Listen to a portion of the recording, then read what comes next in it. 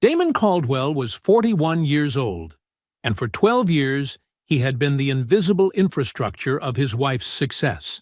While Yvette climbed toward the CEO title she had wanted her entire life, Damon managed their finances, raised their daughter Nadia, and ran a household with the same quiet precision he brought to every structure he had ever built. He never complained. He never asked for credit. He simply believed in what they were building together. The morning after Yvette's board approval, she walked into his home office dressed for her first day at the top, set a manila envelope on his desk, and told him she'd had the papers drawn up a month ago. Divorce papers. Then she left for work. What Damon found when he opened that envelope told him everything. Not just that she was leaving, but that she had been planning it for nearly 2 years. And when he pulled up the joint investment account he had managed since the day they married, the number staring back at him confirmed what kind of woman he had spent 12 years protecting. $340,000 transferred out, incrementally, deliberately, while he made their daughters lunch and kept their accounts and stayed quiet because he believed in her. She filed thinking she already knew exactly what Damon Caldwell was worth. She had never been more wrong in her life. Before we jump into the story, comment where in the world you are watching from and subscribe, because tomorrow's story is one you need to hear. The morning light filtered through the renovated kitchen windows of the Caldwell home in Cascade Heights. Damon had installed those windows himself 3 summers ago, along with the custom cabinets and the marble countertops that now gleamed under the pendant lights. Like everything else he built, they were perfect. Measured twice, cut once, secured to last. He moved through his morning routine with practiced ease, the sound of eggs sizzling in the pan, mixing with the quiet hum of CNN from the living room. The kitchen was his domain, had been for years now.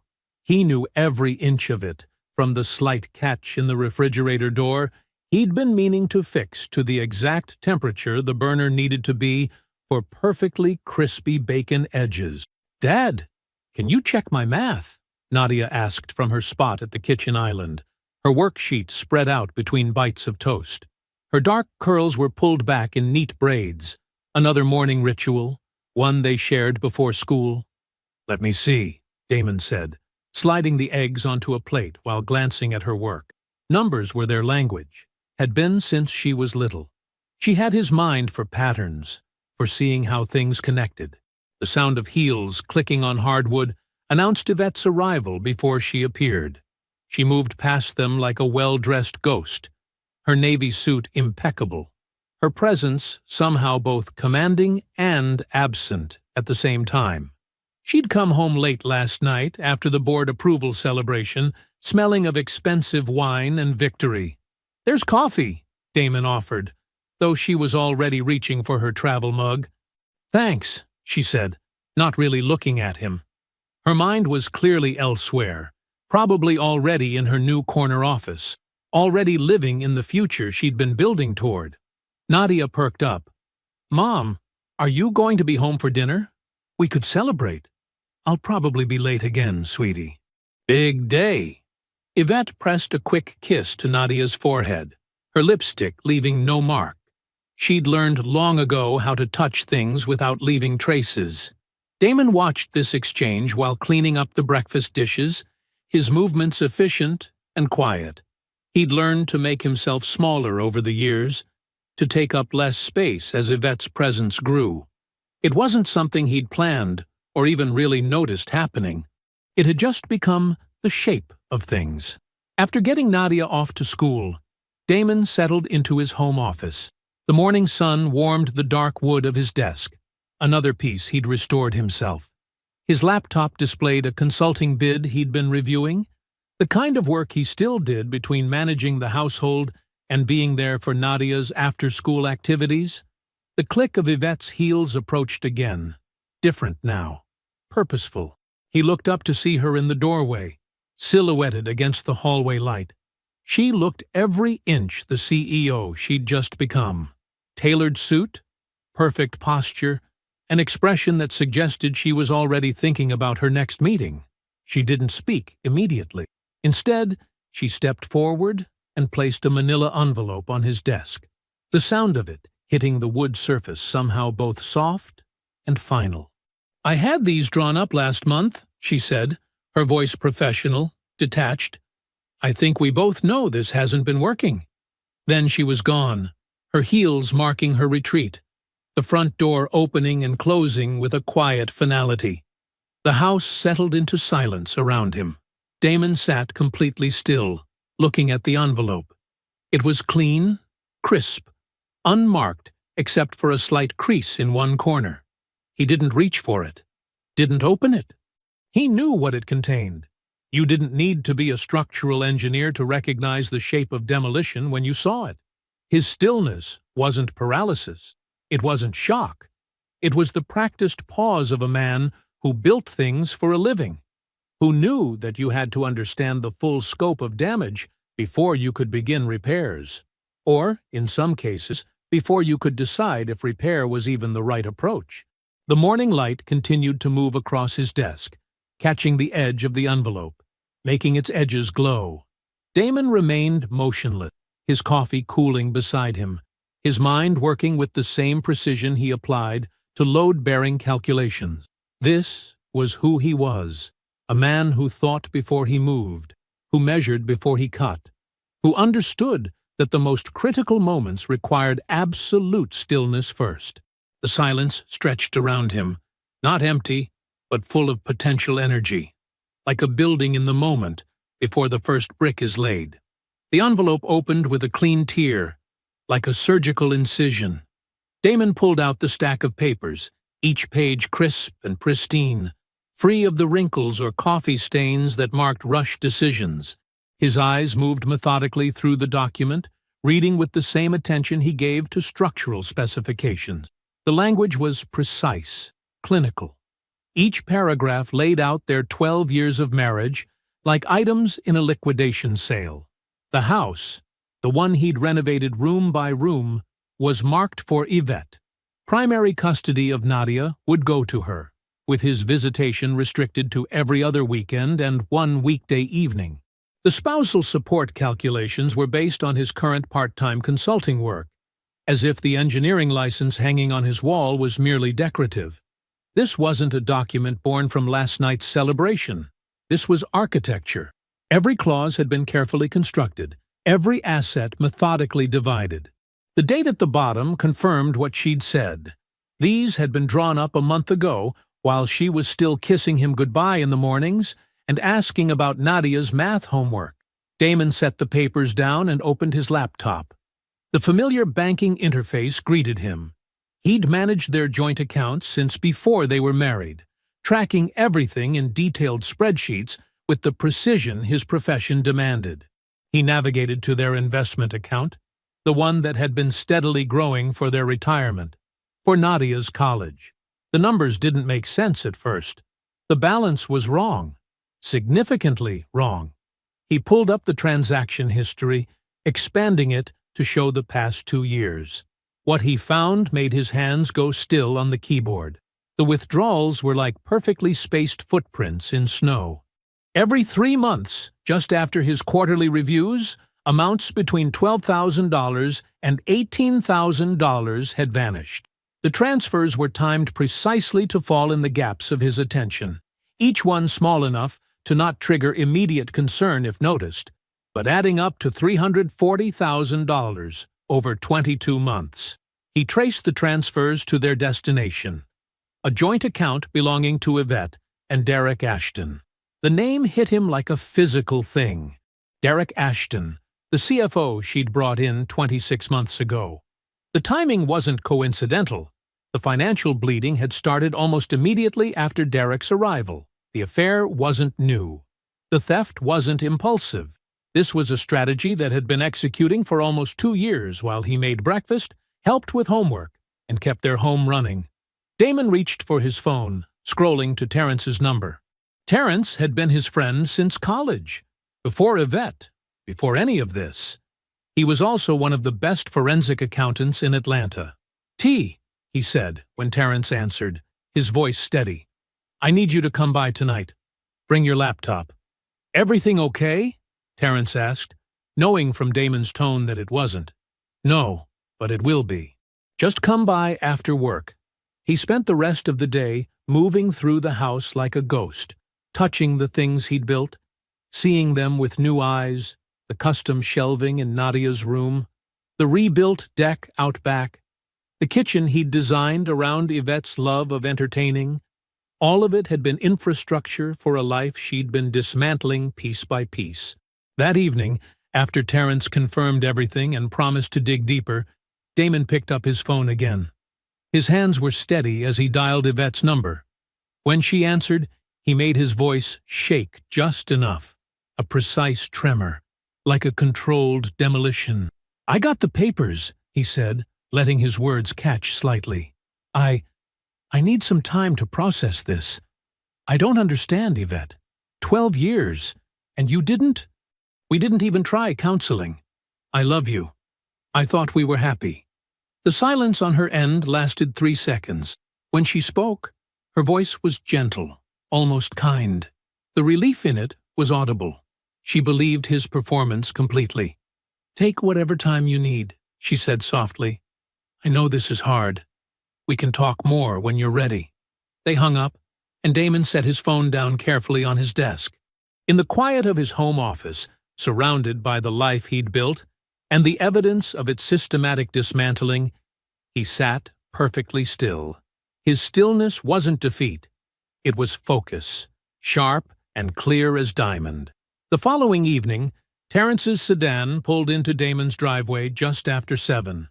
Damon met him at the door, leading him straight to the kitchen table where he'd laid out his laptop and a series of printed statements. The kitchen lights cast sharp shadows across the documents, making the numbers stand out like accusations. "Thanks for coming," Damon said, his voice measured. He pulled out a chair and gestured for Terrence to sit. "I need you to see something." Terrence set his own laptop down and settled in, his expression neutral. He'd known Damon long enough to recognize when his friend was operating from pure logic rather than emotion. This was Damon in engineering mode, treating betrayal like a structural problem that needed solving. "Start from the beginning," Terrence said, opening his computer. Damon walked through the evidence with the same precision he used when presenting building specifications to clients. He showed Terrence the divorce filing first, then pulled up the account statements. His finger traced the pattern of transfers, each one falling neatly between his quarterly reviews. 340,000, Damon said quietly. Over 22 months. Always between 12 and 18,000. Always time to fall after I'd done the quarterly household review. Terrence's fingers moved across his keyboard, his eyes narrowing as he pulled up databases and ran searches. The room was silent, except for the soft tapping of keys and the distant hum of the refrigerator. "The receiving account," Terrence said after several minutes. "Joint holders are Yvette Caldwell and Derek Ashton. Opened 26 months ago, right after he was hired as CFO. "Can you trace the pattern?" Damon asked. Terrence nodded, already working. "Give me an hour." While Terrence dug deeper, Damon made coffee. He moved through his kitchen with the same quiet efficiency he always had. But now, each familiar motion felt like walking through a house he'd just discovered was built on sand. He'd made coffee in this kitchen thousands of times, while Yvette planned her exit, one transfer at a time. 2 hours later, Terrence had assembled a complete timeline. The transfers were methodical, planned to avoid detection. The account showed regular activity between Yvette and Derek. Dinner charges, hotel stays, weekend trips disguised as business travel. The affair and the theft were perfectly synchronized. A dual betrayal executed with corporate precision. "I know a family law attorney," Terrence said, turning his laptop to show Damon the evidence he'd compiled. "Patricia Ossie. She handles high-asset divorces, knows her way around financial fraud. Want me to make a call?" Damon nodded. "But tell her I don't want to move on anything yet. I need everything documented first." Patricia arrived the next morning, her briefcase heavy with similar cases she'd handled. She spread the divorce filing across the kitchen table, next to Terrence's financial analysis. Her reading was quick but thorough, her occasional nods suggesting she was finding exactly what she expected. "She's made 3 critical mistakes," Patricia said finally, looking up at Damon. "First, she's grossly underestimated your earning capacity. Your engineering license and consulting history alone make her spousal support calculations invalid. Second, she's assumed you have no independent assets or professional network. And third, she's committed documented financial fraud by transferring marital assets without disclosure." "What's your advice?" Damon asked. "Sign nothing. Respond to nothing." Patricia stacked the papers with precise movements. "Let her think you're overwhelmed, processing, moving slowly. Every day she believes you're paralyzed is another day we have to build our response." Damon absorbed this, then stood. "Give me a minute." He climbed the stairs to the second floor, his footsteps silent on carpet he'd installed himself. Nadia's door was slightly ajar, and he could hear her soft breathing in the darkness. He stood in the hallway, watching his daughter sleep, feeling the weight of what was coming settle around his shoulders. When he returned downstairs, his expression was set. He looked at Patricia and Terrence, still seated at his kitchen table with their laptops and legal pads. "She filed before she thought I'd look," he said quietly. "Let's make sure that stays her assumption." The morning sun filtered through the windows of Damon's home office, casting long shadows across his desk. With Nadia safely at school, he pulled open the bottom drawer of his filing cabinet and extracted a thick manila folder labeled Property and Investments. The folder was heavy with years of documentation, a habit ingrained from his engineering career where every calculation, every decision had to be traceable. He spread the contents across his desk methodically. Bank statements, tax records, consulting contracts, and property documents formed a paper timeline of their marriage. But there, buried in the middle of it all, was something Yvette had never bothered to ask about: the deed to a commercial property in West Atlanta. 6 years ago, his consulting practice had hit an unexpected surge. Major infrastructure projects had lined up perfectly, creating an 18-month window where his income had nearly tripled. He remembered mentioning it to Yvette over dinner one night, but she had been preoccupied with her own career developments, barely glancing up from her phone. The property had been a calculated risk at the time. The West Atlanta corridor was largely underdeveloped, with empty storefronts and ambitious city plans that hadn't materialized yet. But Damon had seen the potential. It was what he did for a living, after all, analyzing infrastructure and predicting growth patterns. He'd paid cash, $380,000, for a 2-story commercial building with good bones and better location. He lifted the most recent appraisal from the stack. The surrounding area had transformed exactly as he'd predicted. New restaurants had opened, boutique shops had moved in, and property values had soared. His building, now fully renovated and housing 2 successful businesses, was conservatively valued at $1.1 million. The rental income flowed steadily into a separate account, reinvested in property maintenance and improvements. Damon picked up his phone and called Patricia. "The commercial property," he said when she answered. "I need to confirm its status." He could hear papers shuffling on her end. "The deed is dated 13 months before your marriage," Patricia said. "You paid cash, no financing. No marital funds have ever been used for maintenance or improvements. The rental income covered all that. There's no marital debt attached." She paused. "Mr. Caldwell, this property is entirely yours." Damon absorbed this information, adding it to his mental calculations. While the file lay open before him, he opened his laptop and began reaching out to his professional network. A series of brief, carefully worded emails to former clients and colleagues, people whose projects he'd had to turn down when Yvette's schedule became more demanding. The responses came quickly. They remembered him. More importantly, they remembered his work. A major infrastructure firm had been trying to pull him in for months. Their latest project, a $2.3 million municipal contract, needed someone with exactly his expertise. His phone buzzed with another incoming email, then another. The network he'd built over decades of precise work and reliable delivery was still there, still solid. He'd scaled back his practice but never abandoned it entirely. Another detail Yvette had missed in her rush to dismiss him. Damon leaned back in his chair, surveying the paper landscape of his quiet competence spread across the desk.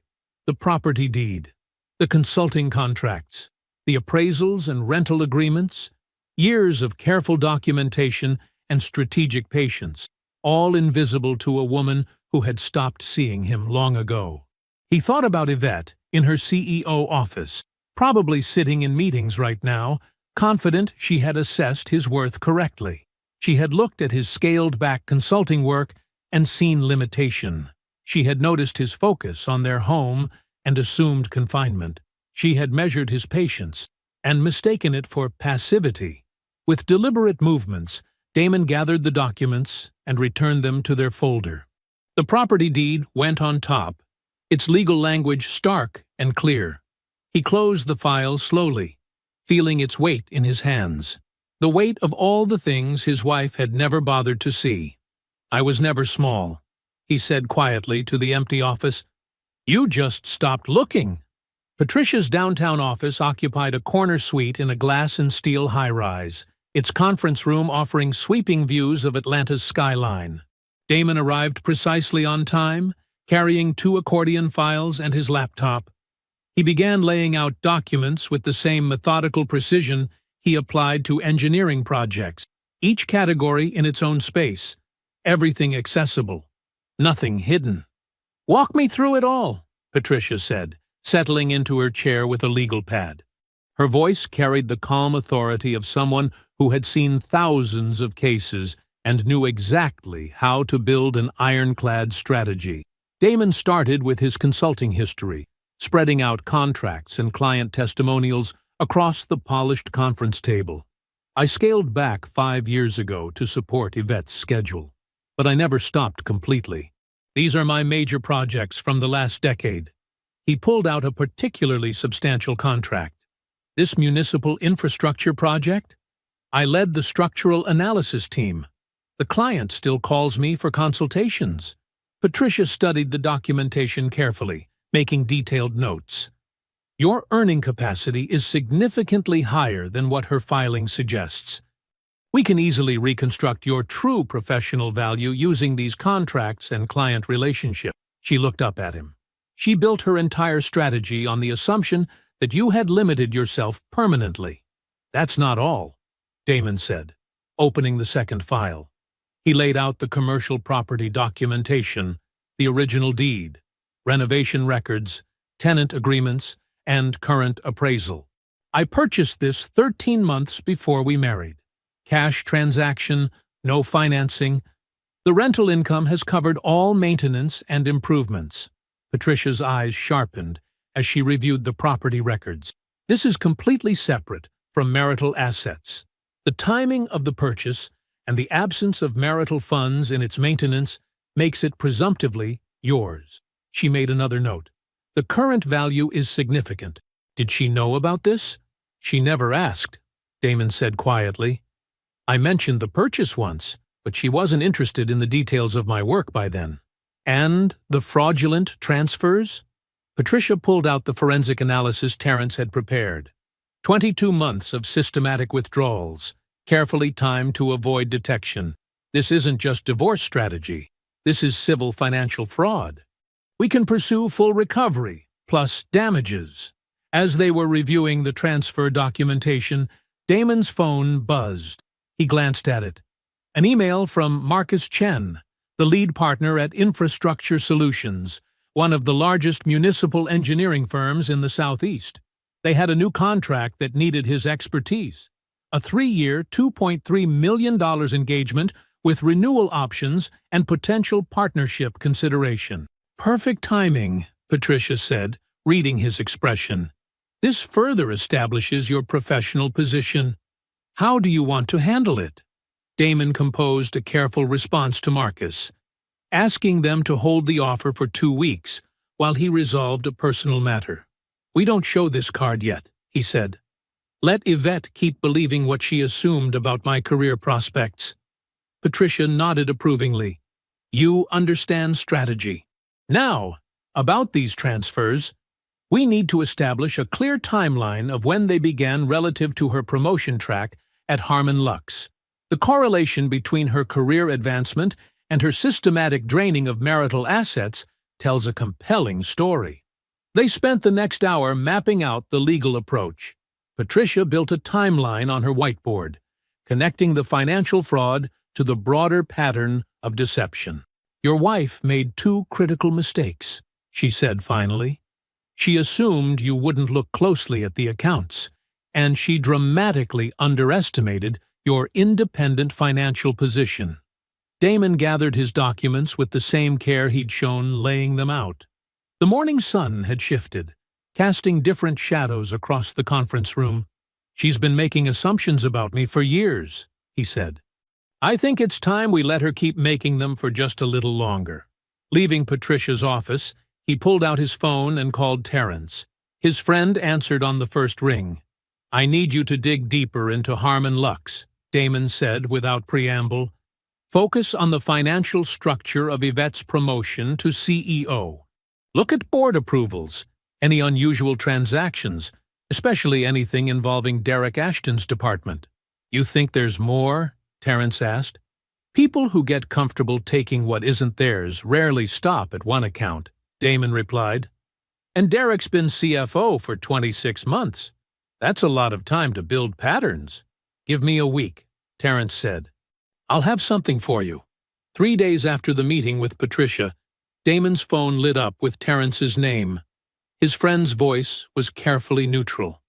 We need to talk. In person. Tonight work?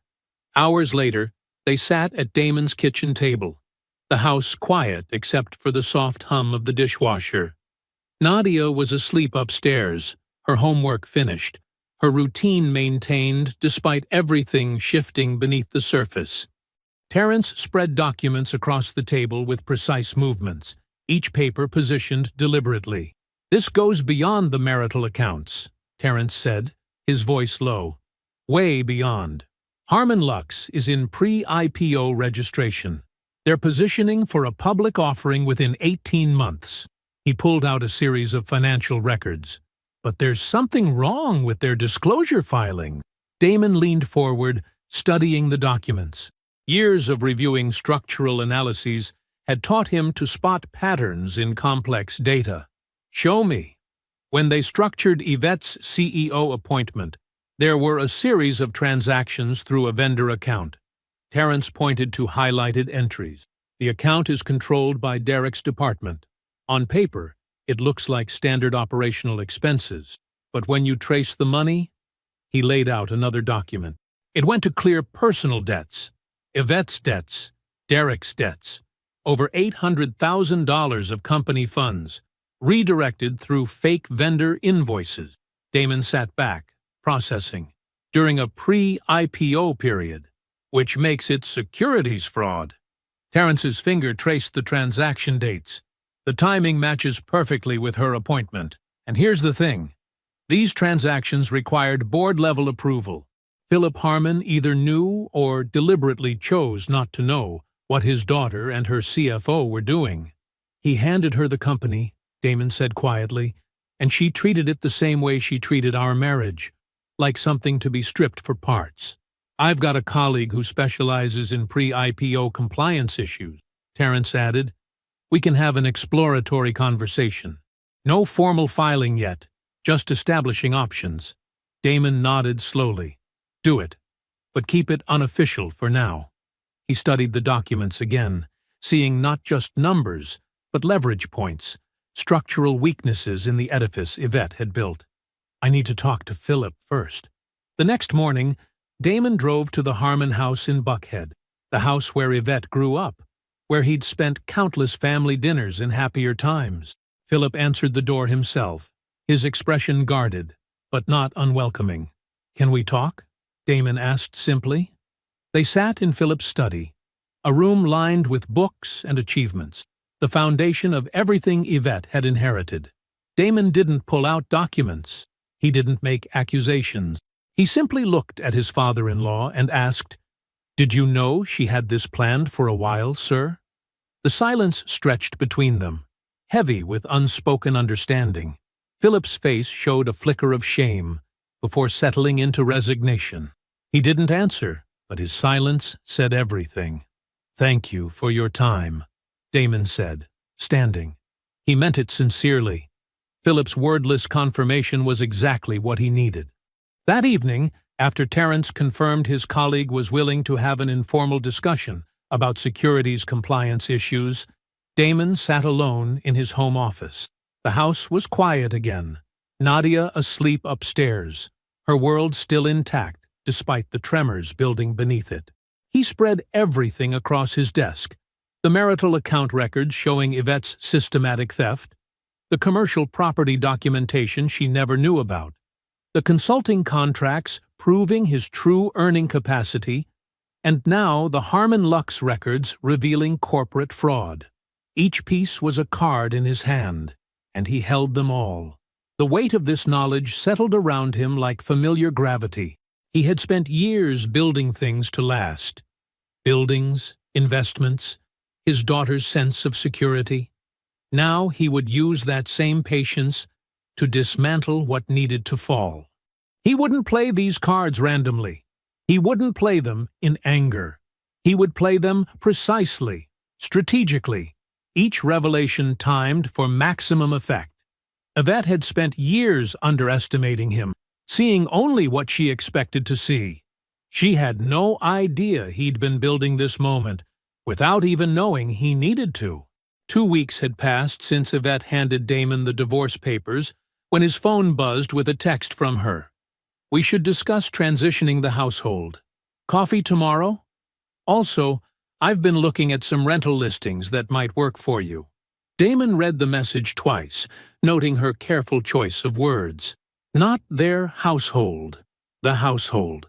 She was already rewriting the narrative, casting him as someone who needed her guidance to find an apartment. He replied with simple agreement, suggesting the quiet coffee shop near her office. The next morning, he arrived early, ordered 2 coffees, hers exactly as she liked it, with almond milk and a hint of vanilla, and chose a table by the window. When Yvette walked in, she carried herself with the particular confidence of someone who believed they controlled the situation completely. "I got your usual," Damon said, sliding her coffee across the table. She looked surprised, then pleased, exactly the reaction of someone who interpreted consideration as submission. "Thank you," she said, settling into her chair. "I appreciate how reasonable you're being about all this." Damon nodded, his expression open and attentive. "I've had some time to process. The main thing is making sure Nadia feels secure through the transition." Yvette relaxed visibly, her shoulders dropping slightly. "That's exactly what I wanted to discuss. I've been thinking about the custody schedule, and I know my hours are demanding right now with the new position." "We can work around your schedule," Damon said, his voice warm with practiced patience. "Maybe alternate weekends, and then evenings when you're free. Nadia understands you're busy." Something flickered across Yvette's face, a flash of guilt, quickly suppressed. For just a moment, she seemed to see him as he used to be, the supportive husband who made everything work, who kept their world turning while she climbed. But the moment passed, replaced by the cool efficiency she'd cultivated. "That could work," she said, pulling out her phone to make notes. "About the house, I really think renting would be best for you initially. There's a nice complex near Nadia's school. 2 bedrooms, covered parking." Damon made thoughtful sounds, asked relevant questions about lease terms, nodded at appropriate moments. He watched Yvette grow more animated as she outlined his smaller future, her relief at his apparent compliance evident in every gesture. After 45 minutes of productive planning, all of which would be irrelevant by next Friday, they wrapped up the meeting. Yvette touched his arm briefly as she stood to leave. "This means a lot, Damon. That we can handle this like adults." He smiled, the same smile he'd given her for years. "I just want what's best for everyone." As soon as Yvette left the coffee shop, she called Derek. Damon knew this because Terrence had quietly secured access to her call records days ago. The call lasted 4 minutes. Later that afternoon, Terrence forwarded him the surveillance transcript. "He's taking it better than I expected. I always told you, he doesn't really fight." That same day, Damon signed the infrastructure contract he'd been holding. $2.3 million over 3 years, with partnership potential. He filed the executed agreement in his office at home, alongside the commercial property documents, and everything else Yvette had never bothered to notice. Patricia called to confirm the formal disclosure meeting was set for Friday at 10 a.m. in the Peachtree Street offices of her firm. "Everything's prepared," she said. "The forensic accounting report, the property documentation, the earning capacity analysis, and the Harmon Lux materials?" "Ready," Damon confirmed. "How long do you think it will take?" "Once we start presenting, maybe 30 minutes before her attorney asks for a recess. They won't get one." Damon looked out his home office window at the yard he'd landscaped himself, the flower beds he'd planted with Nadia last spring. 30 minutes, he repeated softly. 12 years undone in 30 minutes. Not undone, Patricia corrected. Accurately seen, for the first time. After hanging up, Damon sat at his desk, surrounded by the evidence of everything he'd built, while Yvette assumed he was standing still. The meeting was set. The strategy was in place. Years of documentation and quiet competence were about to become a precision weapon. He wasn't nervous. He was ready. Friday morning arrived crisp and clear. Damon adjusted his tie in the elevator mirror as it climbed to the 24th floor of the Peachtree Street law office. Patricia stood beside him, wheeling a leather briefcase containing 3 carefully organized folders. Neither spoke. The preparation was complete. Now, it was simply time to execute. The conference room commanded a view of downtown Atlanta through floor-to-ceiling windows. Damon helped Patricia arrange the documents in precise stacks on the polished mahogany table. Financial records to her left, property documentation directly in front of her, and the Harmon Lux materials to her right. Each page was tagged with colored markers, every exhibit numbered and indexed. "Water?"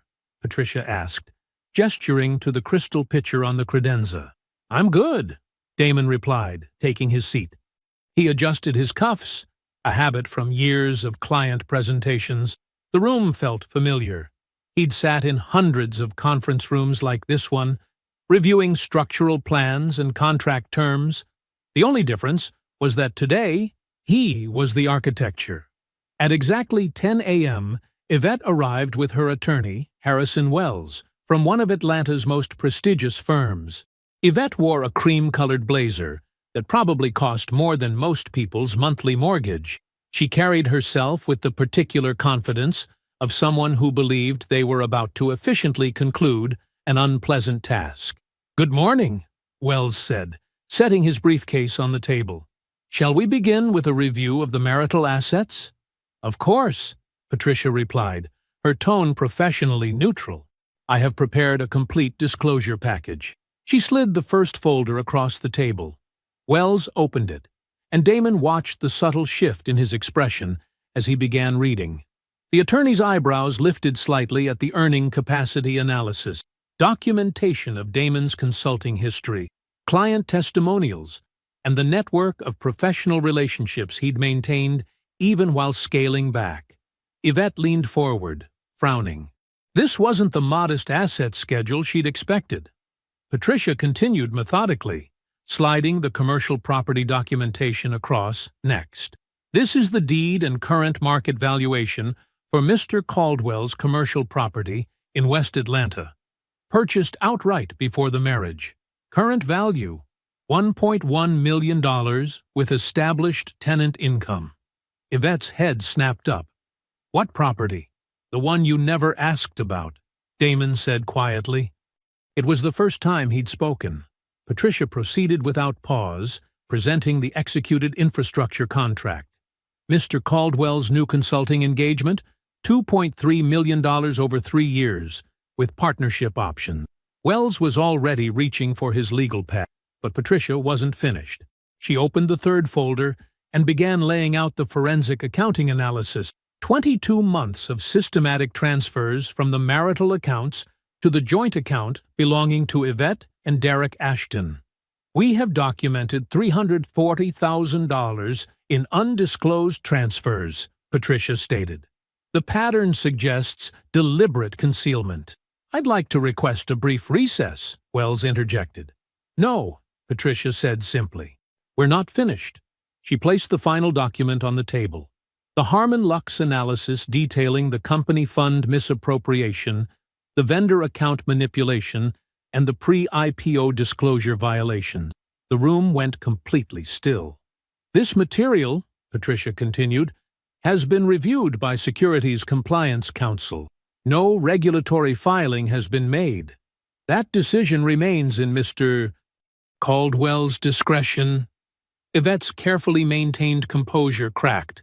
She looked at Damon, really looked at him. For the first time in years, what she saw was not the man she'd dismissed.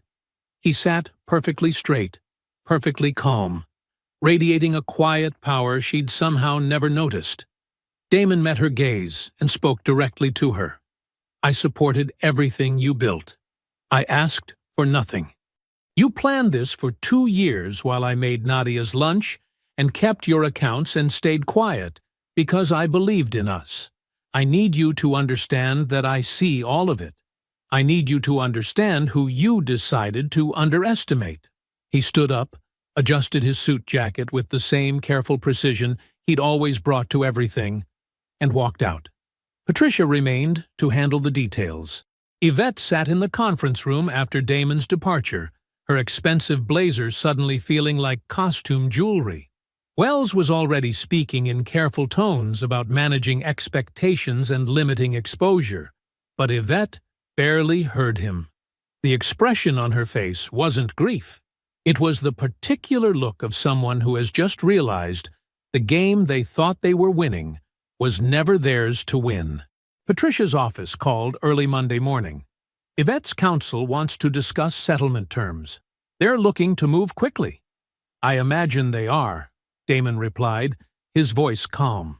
He sat at his kitchen table, reviewing contractor bids for the renovation projects he'd been planning.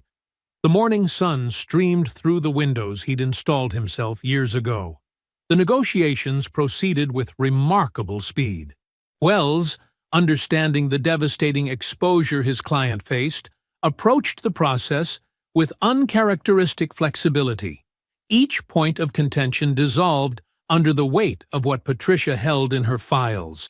The threat of corporate fraud exposure made traditional posturing impossible. Within days, the framework emerged. Damon would retain the family home, the 4-bedroom in Cascade Heights, that held both memories and equity. The property's value had increased significantly since his renovations. He had already identified a historic craftsman in West End that needed exactly the kind of careful restoration he excelled at. The home sale proceeds would fund both the purchase and the improvements. The financial settlement was comprehensive, full recovery of the transferred marital assets plus substantial damages.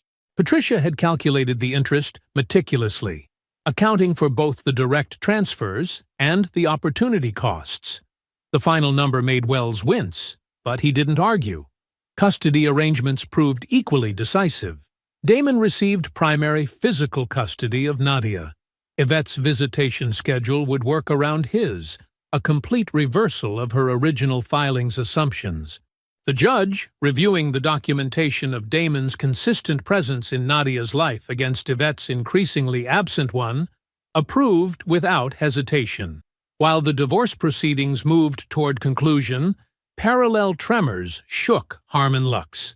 Philip Harmon, confronted by his daughter with the full scope of Terrence's findings, made the hard choice loyalty had prevented earlier. He initiated a board-level audit, triggered by what he carefully termed irregularities in vendor payment processing. The audit results were swift and damning. Derek Ashton was terminated for cause 3 days after the preliminary findings reached the board. His office was cleared on a Friday afternoon, his credentials deactivated while he was still in the building. The vendor account documentation alone justified his removal. The personal relationship with the CEO during the period in question made it unappealable. The board's response to Yvette's role was more complex, but equally severe. They installed a compliance officer with direct oversight of all financial decisions, effectively creating a shadow CEO position above her. The IPO process, which had been approaching final stages, was suspended indefinitely. The company Yvette had spent her life pursuing became a carefully monitored cage. None of this played out in public. There were no press releases about Derek's departure, no announcements about the IPO delay. Corporate consequences moved through official channels, board resolutions, and carefully worded internal memoranda. Real power operated in quiet rooms, through proper procedures, with pristine documentation. On a Wednesday afternoon, Damon sat in Patricia's office, reviewing the final settlement documents. Each page represented a point of leverage, converted to concrete consequence. He signed methodically, his engineer's habit of checking every detail, unchanged by circumstance. "Congratulations," Patricia said, as he signed the last page. "You handled this perfectly." Damon stood and shook her hand. "Thank you for building it right." He left her office and drove to Nadia's school, arriving just as the dismissal bell rang. She bounded down the steps, her backpack bouncing, and slid into the passenger seat with the particular energy of 10-year-olds everywhere. "Is everything okay, Dad?" she asked, studying his face with the perceptiveness children often surprise adults with. Damon thought about the settlement documents in his briefcase, about the house he would build for them, about the quiet satisfaction of consequences properly constructed. He smiled at his daughter, the real smile, the one that reached his eyes. Everything is exactly where it's supposed to be. The West End craftsman stood transformed after 18 months of careful restoration. Damon had rebuilt it piece by piece, evening by evening, weekend by weekend. The original hardwood floors now gleamed with a warm patina, each board hand-sanded and refinished. The wraparound porch, once sagging, now invited long conversations in deep wicker chairs. Every detail spoke of patience and precision, from the period-accurate crown molding to the custom built-ins he'd designed for Nadia's growing book collection. In the kitchen, the heart of their new life, Nadia sat at the oversized island he'd built specifically for her homework sessions. She had her father's focus, the ability to sit still with a problem until it yielded its secrets. Her math notebook showed careful columns of work, each step documented with the methodical clarity he'd taught her. Some habits, it seemed, ran in families. "Need any help?" he asked, measuring coffee beans into the grinder. She shook her head, eraser tapping thoughtfully against her chin. "I think I see where I went wrong. Give me a minute." The kitchen filled with morning light through windows he'd expanded himself, illuminating the space they'd made their own. Photos lined the walls, Nadia's school portraits, candid shots of Sunday dinners with Claudette, moments caught between tasks and transitions. Life, documented with an engineer's eye for detail and a father's instinct for what mattered. The consulting firm had grown beyond his initial projections. The municipal infrastructure contract that had seemed ambitious 18 months ago now formed the foundation of a broader practice. He'd brought in Marcus Chen as partner, a structural engineer whose reputation for innovative urban design complemented Damon's expertise in systems integration. Their client list expanded steadily, each project building on the last. The original $2.3 million contract had renewed with additional scope. The ownership stake negotiations proceeded with the measured pace of decisions meant to last. His net worth, conservatively calculated, now stood at 5 times what Yvette's divorce filing had assumed. The commercial property in the developed corridor continued appreciating, its tenants stable and its revenue steady. Sunday dinners had become a tradition that anchored their weeks. Claudette brought her famous mac and cheese and sharp observations about life, delivered with the particular wisdom of retired teachers. She and Nadia worked puzzles after dinner, while Damon cleaned up, their conversation flowing easily between generations. When playoff season rolled around, Terrence claimed his spot on the sectional Damon had carefully selected for optimal viewing angles. They watched games with the comfortable silence of old friends, breaking it only for strategic analysis or to debate controversial calls. Nadia joined them sometimes, more interested in the statistics than the sport itself, another inheritance from her father. The yard remained a work in progress, exactly as he liked it. He'd terraced the back slope to create level gardens, installing irrigation systems with the same attention he gave to city-scale water management. Each weekend brought new projects, a stone path here, a raised bed there, the slow transformation of space into place. He wasn't bitter. That surprised some people who knew the story. But bitterness required sustained attention to past injuries. Damon had moved forward with the same deliberate focus he brought to everything else. He was building something new, not maintaining grievances. The fall evening settled around him as he sat on the back porch, coffee steam rising in the cooling air. The Adirondack chair, another weekend project built from carefully selected cedar, held the comfort of things made by hand. From here, he could see the garden beds he'd prepared for spring planting, the workshop where he stored tools in perfect order, the tire swing he'd hung for Nadia from the old oak tree. His phone buzzed against the arm of the chair. Months ago, he'd set up a business news alert with her name. Not from obsession, but from the same practical instinct that made him document everything. He picked up the phone, read the headline once. Harmon Luck's CEO steps down amid ongoing board review. The words held no power. They were simply information, like weather reports or traffic updates. He set the phone face down on the chair's arm, lifted his coffee, and looked out at the yard he was still shaping. The evening light caught the dew on the grass he'd sodded himself, each careful row still holding true to the lines he'd laid. He felt nothing except, quietly, free. I hope you enjoyed that one. Be sure to like the video and subscribe so you don't miss the next story. I've picked out 2 more for you that I think you'll really like.